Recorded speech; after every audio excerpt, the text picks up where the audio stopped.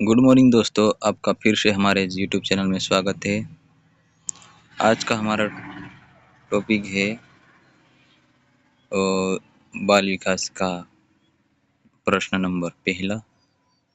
तो वीडियो को लाइक कर देना, चैनल को सब्सक्राइब कर देना ऐसे ही वीडियो पाने के लिए, क्योंकि आपको ऐसे ही प्रश्न महिला सुपरवाइजर में देखे जाएंगे। इससे कुछ संबंधित प्रश्न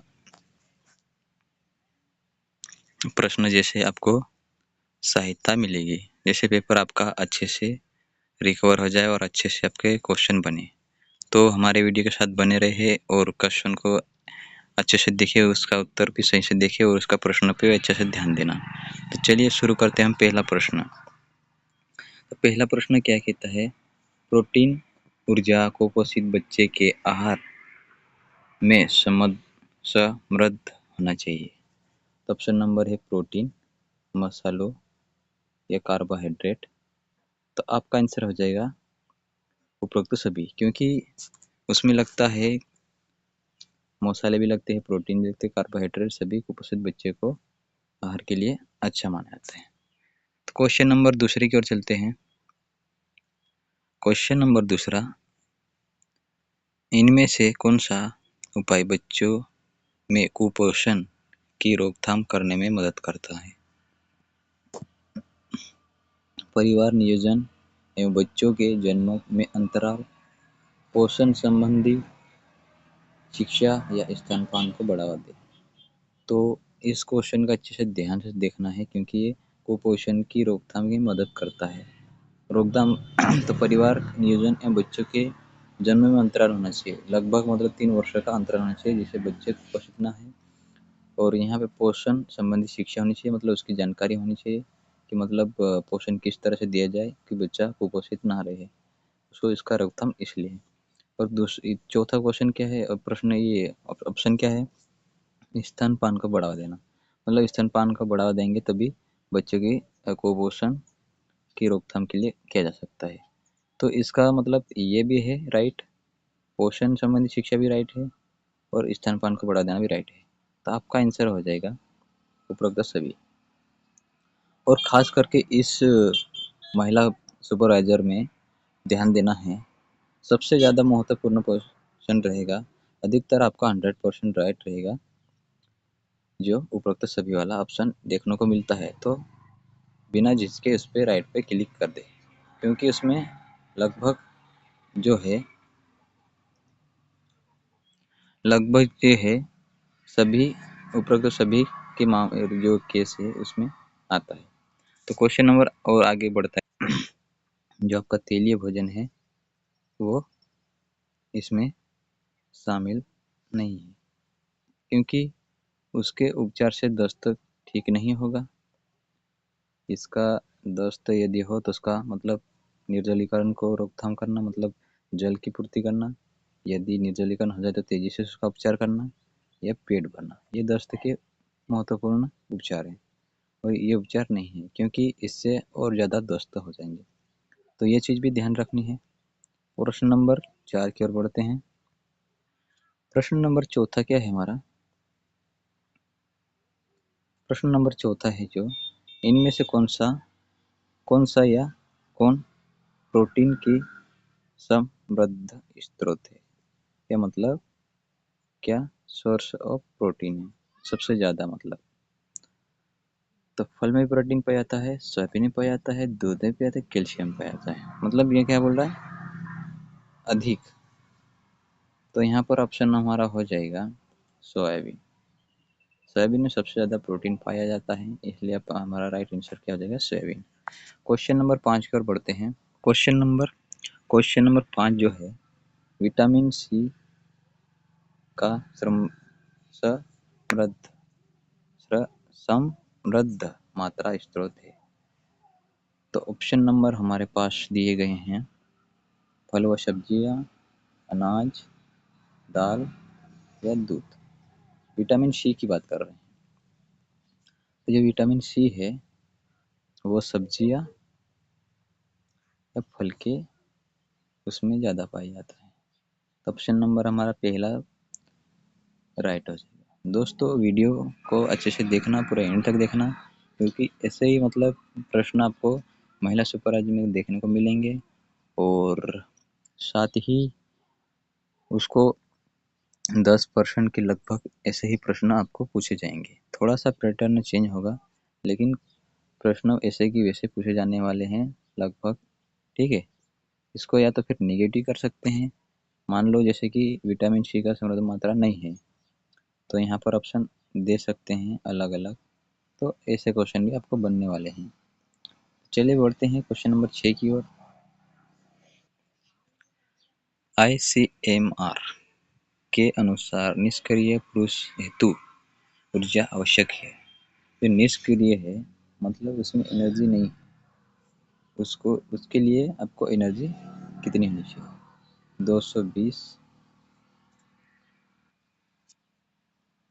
2320, 2730, 3490 या 1900। तो दोस्तों इसका आंसर कमेंट में बताना, आंसर इसका क्या होना चाहिए। ठीक है दोस्तों, क्वेश्चन नंबर 7 है दोस्तों हमारा, इनमें से कौन प्रसव पूर्व देखभाल का एक लक्ष्य है? ठीक है, तो यहाँ पर प्रश्न क्या कह रहा है, इनमें से कौन प्रसव पूर्व देखभाल का एक लक्ष्य है। क्वेश्चन को अच्छे से देखना है आपको, क्वेश्चन क्या कह रहा है। ठीक है, जो डिलीवरी होती है उससे पूर्व मतलब देखभाल क्या होनी चाहिए? तो माता को स्वच्छ रखना, जन्म के समय बाहर सामान्य से कम होना व नवजात शिशु के संक्रमित समस्या का रोकथाम करना, सामान्य प्रसव होना, क्योंकि आजकल के समय में लोग क्या चाहते हैं, सामान्य प्रसव मतलब नॉर्मल डिलीवरी। ठीक है, तो यहाँ पर भी ऐसे ही ऑप्शन आ गया है हमारे पास उपरोक्त सभी वाला इस क्वेश्चन में। तो इसका राइट आंसर जाएगा उपरोक्त सभी हो जाएगा, क्योंकि तीसरे या चौथे क्वेश्चन में भी ऐसे ही मतलब लगभग इससे संबंधित प्रश्न था और उसमें उपरोक्त सभी का ऑप्शन था। तो यहाँ पे भी उपरोक्त सभी का ऑप्शन है, तो उपरोक्त सभी हमारा राइट आंसर जाएगा। ठीक है दोस्तों, क्वेश्चन नंबर 8 की ओर बढ़ते हैं। क्वेश्चन नंबर 8 हमारा है जो कि गर्भावस्था में किस ऊर्जा स्रोत से बचना चाहिए। यही मुख्य प्रश्न है कि मतलब प्रेगनेंसी टाइम में हमारे को किस एनर्जी सोर्स को अवॉइड करना चाहिए। तो हमारे पास ऑप्शन है एल्कोहल, कार्बोहाइड्रेट, प्रोटीन, वसा।